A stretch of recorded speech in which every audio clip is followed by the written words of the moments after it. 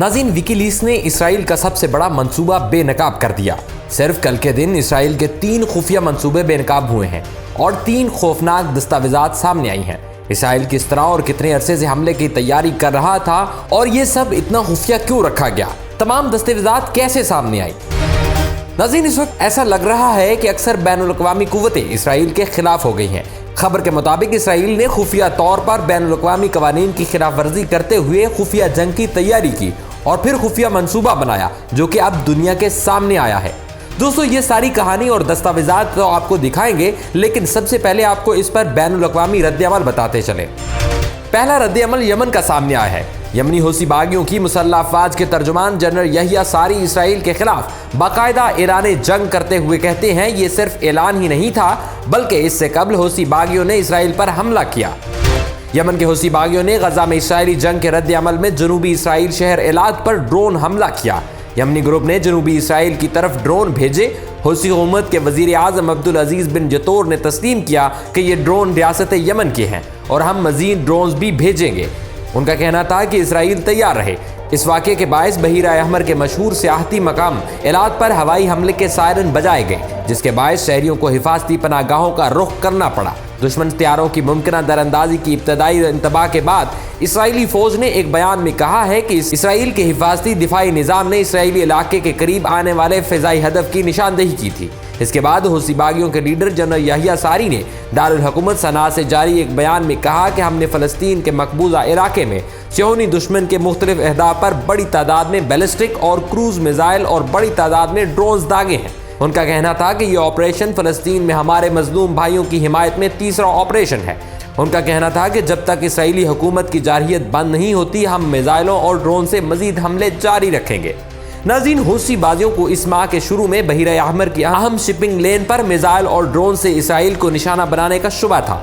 मंगल को इसराइल ने कहा कि इसके अपने लड़ाका तैयारों, इसके नए एरो मिसाइल दिफाई निज़ाम ने आने वाले मिसाइलों के 2 बैराजों को मुल्क की अहम बहरीरे अहमर की शिपिंग बंदरगाह एलाद के करीब पहुंचने पर मार गिराया था। ताहम हौसियों ने फ़लस्तीन का साथ देते हुए इसराइली फौज को नाको चने चबवाए। नाज़रीन, हौसियों के पास बरकान बैलिस्टिक मिसाइल की एक किस्म है, जिसे ईरानी मिसाइल की एक किस्म के मुताबिक बनाया गया है। इसके बारे में ख्याल किया जाता है कि वो एलाद के करीब हमला करने के लायक है और 1000 किलोमीटर से ज़्यादा तक पहुँचने के काबिल है। दूसरी जानिब हौसियों के ऐलान ने ईरान को मजीद तनाज़े की जानिब खींच लिया है, क्योंकि तेहरान ने तवील अरसे से हौसियों और हमास के साथ लेबनानी शिया मलेशियाई ग्रुप हिजबुल्लाह की सरपरस्ती की है।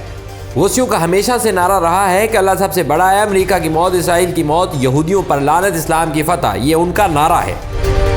नाज़रीन, इसके रद्द-ए-अमल में इसराइल ने भी खतरनाक कार्रवाई की है। इसराइल ने बर्बरियत का मुजाहरा करते हुए जंग जारी रखी हुई है।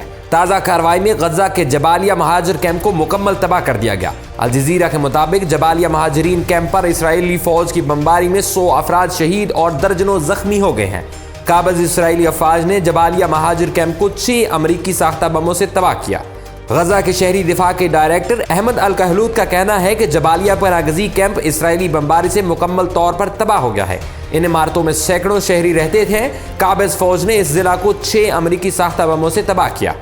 ये गजा की पट्टी पर इसराइली जारहियत की वजह से होने वाला ताज़ा तरीन जुल्म है।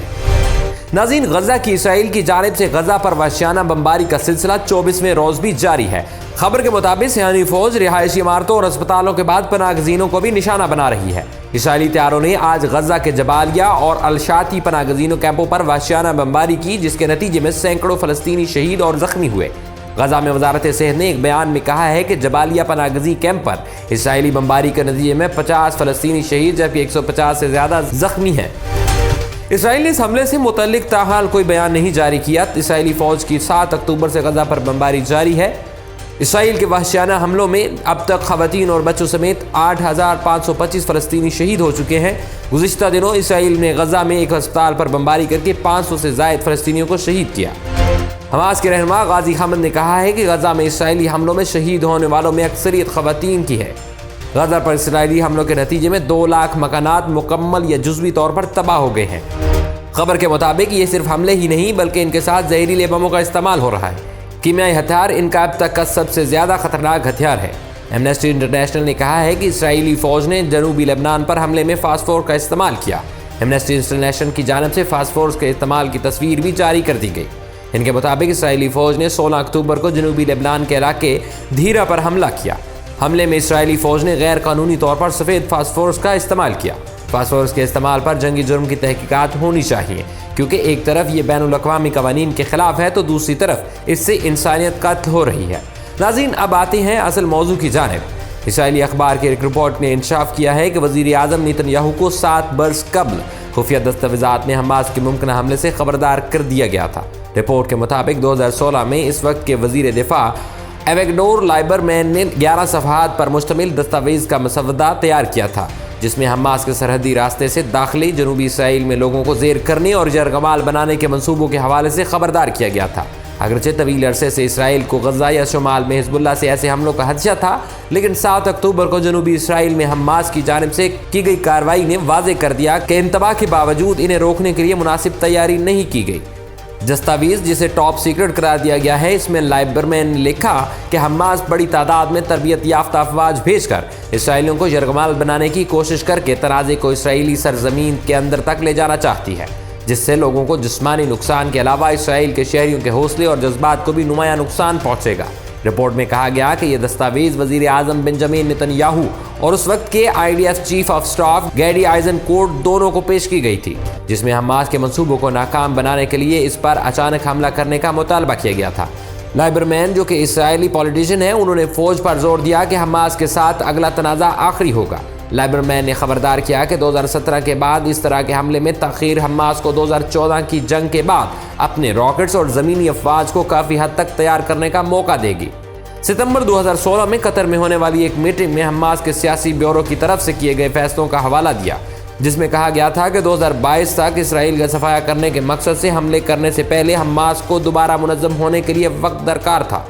دستاویز میں حماس کے 40,000 جنگوں کی ایک فورس بنانے، سمندر اور زمین سے اسرائیل پر حملے کرنے، ڈرون ٹیکنالوجیز حاصل کرنے اور الیکٹرانک جنگی جوابی اقدامات کے استعمال کی صلاحیتوں کی نشاندہی کی گئی۔ انہوں نے لکھا، غزہ کے ارد گرد مختلف قسم کے نظاموں اور صلاحیتوں کے ساتھ جو دفاعی رکاوٹ تعمیر کی جا رہی ہے، وہ در حقیقت غزہ کا مقابلہ کرنے کے لیے موجودہ سیکیورٹی حکمت عملی کا ایک اہم جز ہے، لیکن یہ اپنے آپ میں کوئی حکمت عملی نہیں بنا سکتا۔ لائبرمین نے خبردار کیا کہ 2017 کے وسط تک اسرائیلی اقدام شروع کرنے میں ناکامی ایک سنگین غلطی ہوگی جو اسرائیل کو ایک سنگین اسٹریٹجک مقام پر لے جا سکتی ہے۔ انہوں نے کہا کہ مجھے یقین ہے کہ حماس کی جانب سے اس طرح کے حملے کے نتائج دورس ہوں گے اور کچھ طریقوں سے یوم کپور جنگ کے نتائج سے بھی بدتر ہوں گے۔ ناظرین، یہ تو اسرائیل کی واضح ناکامی رہی، لیکن اس کے بعد وکی لیکس نے جس طرح اسرائیل کا پردہ چاک کیا، اس کی مثال نہیں ملتی۔ وکی لیکس نے اسرائیلی وزارت انٹیلیجنس کی دستاویزات جاری کر دی ہیں، جس میں فلسطینیوں کو غزہ سے بے دخل کر کے سینائی بھیجنے کا انکشاف سامنے آیا۔ اسرائیل کا غزہ سے فلسطینیوں کو بے دخل کرنے کا منصوبہ بے نقاب ہوا۔ وکی لیکس نے 10 صفحات پر مشتمل دستاویز کی۔ دستاویز میں فلسطینیوں کو غزہ سے بے دخل کر کے سینائی بھیجنے کا انکشاف سامنے آیا۔ اسی منصوبے کے تحت شمالی غزہ کو خالی کرنے کا حکم دیا گیا ہے۔ دستاویز میں بتایا گیا ہے کہ اسرائیلی فوج شمال سے جنوب کی جانب زمینی آپریشن کرے گی اور رفح تک کے راستوں کو کلیئر چھوڑا جائے گا اور مصر کے شہر شمالی سینائی میں فلسطینیوں کو خیموں میں منتقل کیا جائے گا۔ دوسری طرف اسرائیل کی شمالی غزہ کو جنوب سے الگ کرنے کی کوشش پکڑی گئی۔ غزہ کی وزارت داخلہ کے ترجمان نے اسرائیلی سازش سے پردہ اٹھایا ہے۔ ان کا کہنا ہے کہ قابض اسرائیلی افواج شمالی غزہ کی پٹی کو جنوب سے الگ کرنا چاہتی ہے۔ اسرائیل ٹکڑوں میں تقسیم کر کے آہستہ آہستہ قبضے کی منصوبہ بندی رکھتا ہے۔ ناظرین، 7 اکتوبر کو حماس کے حملے کے بعد سے وزیر اعظم بنجامن نیتن یاہو نے بار بار دعویٰ کیا ہے کہ انہیں سیکیورٹی سربراہان نے حماس کے آنے والے حملے کے بارے میں خبردار نہیں کیا تھا، اور دعویٰ کیا تھا کہ تمام سیکیورٹی سربراہوں نے انہیں مسلسل یقین دہانی کرائی ہے کہ حماس کو روک دیا گیا ہے۔ انہوں نے اتوار کو ایک پریس کانفرنس میں کہا کہ جنگ کے بعد سب کو جواب دینا پڑے گا، جس میں میں بھی شامل ہوں۔ لائبرمین دستاویز اسرائیل کی فوج، انٹیلیجنس اور سیاسی قیادت کے بڑے پیمانے پر ناکامی کے ثبوتوں میں اضافہ کرتی ہے۔ انٹیلیجنس ناکامیوں کے بارے میں ایک وسیع رپورٹ میں اخبار نے یہ بھی کہا کہ امریکی جاسوس ایجنسیوں نے حالیہ برسوں میں حماس کے بارے میں معلومات کو اکٹھا کرنا بند کر دیا تھا، یہ مانتے ہوئے کہ اسرائیل کو دہشت گرد گروپ سے خطرہ موجود تھا۔ فلسطینی تنظیم حماس کے اسرائیل پر 7 اکتوبر کے تباہ کن حملے نے جہاں ایک طرف صہیونی ریاست کو بڑے جانی نقصان سے دوچار کیا تھا، وہاں اب ایسی فوٹیجز سامنے آ رہی ہیں جن سے پتہ چلتا ہے کہ اس حملے نے اسرائیل کو تباہ شدہ گاڑیوں کے قبرستان میں بھی تبدیل کیا ہے۔ حماس کے اسرائیل پر حملے سے بڑے پیمانے پر تباہی پھیلی تھی۔ حماس کے حملے میں اسرائیل میں سینکڑوں گاڑیاں بھی تباہ ہوئیں، جنہیں اب جنوبی اسرائیل کے ایک کباڑ خانے میں منتقل کیا جا رہا ہے۔ हुक्काम के मुताबिक 7 अक्टूबर को तबाह होने वाली अब तक 1,500 गाड़ियों की निशानदेही हुई है। हमास के हमलों ने इसराइल की मईशत को भी बड़ा नुकसान पहुंचाया। इसराइल की रिजर्व फौज के अरकान वो हुनरमंद शहरी हैं जो किसी न किसी शोबे में मुलाजमत कर रहे हैं और इन्हें जंगी महाज पर जाने के लिए अपना काम छोड़ना पड़ा। इसी तरह कई लाख शहरी इस वक्त अपनी मुलाजमत से दूर हैं। इन्हें जंगी महाज पर जाने के लिए अपना काम छोड़ना पड़ रहा है। सिर्फ यही नहीं बल्कि अमेरिका की financial services company standard and world rating agency ने इसराइल की क्रेडिट रेटिंग मंफी कर दी है। S&P के मुताबिक लड़ाई फैली तो इसराइल की क्रेडिट रेटिंग के सतून हमारी तवक्कात से ज़्यादा मुतासिर हो सकते हैं। स्टैंडर्ड एंड पुअर्स के मुताबिक मौजूदा लड़ाई इसराइली मईशत पर दोरस मनफी नताइज का सबब बन सकती है। और आज की सबसे अहम और आखिरी खबर से भी आपको आगाह कर देंगे, कनाडा में फ़लस्तीनियों के हामी शहरियों ने नायब वज़ीर आज़म और वज़ीर ख़जाना क्रिस्टिया फ्रीलैंड समेत 17 अरकान पार्लियामेंट के दफातर पर कब्जा करके आलमी मीडिया की तवज्जो हासिल कर ली है। गैर मुल्की मीडिया रिपोर्ट्स और सोशल मीडिया पर शेयर होने वाली तस्वीर और वीडियोस के मुताबिक पीर को कनाडा भर में शहरियों ने बड़ी तादाद में नायब वज़ीर आज़म और 1.5 दर्जन अरकान पार्लियामेंट के दफ्तर में घुसकर मजलूम फ़लस्तीनियों के हक में धरना दिया है। धरना देने वाले मुजाहिरीन ने बैनर और पोस्टर उठा रखे थे जिन पर लिखा था कि गजा में फौरी तौर पर जंगबंदी की जाए और फ़लस्तीनियों का कत्लेआम बंद किया जाए, जिसमें प्ले कार्ड उठाए मुजाहिरीन कनाडा की हुकूमत से इसराइल के साथ तमाम ताल्लुकात मुनक़ता करने, इसराइल पर इक़्तिसादी पाबंदियाँ लगाने और फौजी मदद न भेजने का मुतालबे पर रहे। मुजाहिरीन गजा में नस्लकुशी बंद करो और फ़लस्तीन को आज़ाद करो के नारे लगाते रहे। एहतजाज करने वाले कारकुनों ने कनाडा भर में सियासतदानों के दफातर की दीवारों पर शहीद फ़लस्तीनी बच्चों के नाम चिपकाए। मुजाहिरीन ने बर्नाबी से लेकर अस्कारबोरो और मोन्ट्रियल तक मेंबरान पार्लियामेंट के 17 दफातर पर कब्जा किया था, जिस पर कम से कम 6 कारकुनों को टोरंटो ऑफिस से गिरफ्तार किया गया। अब देखना यह है कि क्या इस तरह पूरी दुनिया जाग उठती है या जंग जारी रहेगी। और आखिर में हमेशा की तरह दुआ है कि अल्लाह तबारक व तआला इस जंग को जल्द अज जल्द ख़त्म करे और मासूम इंसानों की हिफाजत फरमाए। आमीन सुम्मा आमीन।